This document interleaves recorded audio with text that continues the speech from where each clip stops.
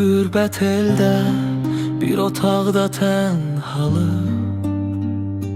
pəncərədən baxır yad şəhər, yad anlar.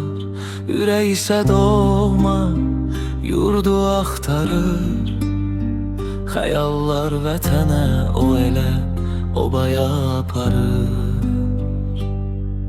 Ah, vətən həsrəti ilə dolub ürəyim, dostlardan, qohumlardan uzaq düşüb taleyim. Nə çətindir eşitmək o acı xəbəri, dünyadan köçüb səni sevənin biri. Ah, vətən həsrəti ilə dolub ürəyim, dostlardan, qohumlardan uzaq düşüb taleyim.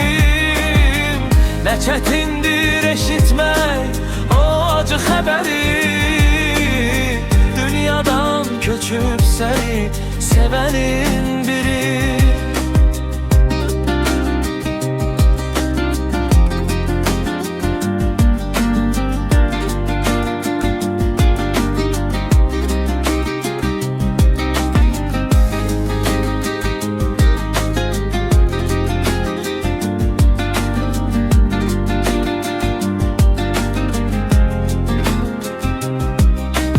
Yadıma düşür uşaqlıq illəri, həyətimiz, o tanış səslər, o gülləri.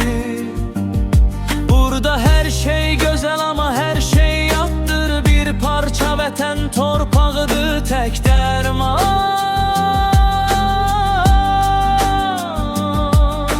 Ah, vətən həsrəti ilə dolub ürəyim, dostlardan, qohumlardan uzaq düşüb taleyim. Nə çətindir eşitmək o acı xəbəri, dünyadan köçüb səni sevənin biri. Ah, vətən həsrəti ilə dolub ürəyim, dostlardan, qohumlardan uzaq düşüb taleyim. Nə çətindir eşitmək o acı xəbəri, dünyadan köçüb səni sevənin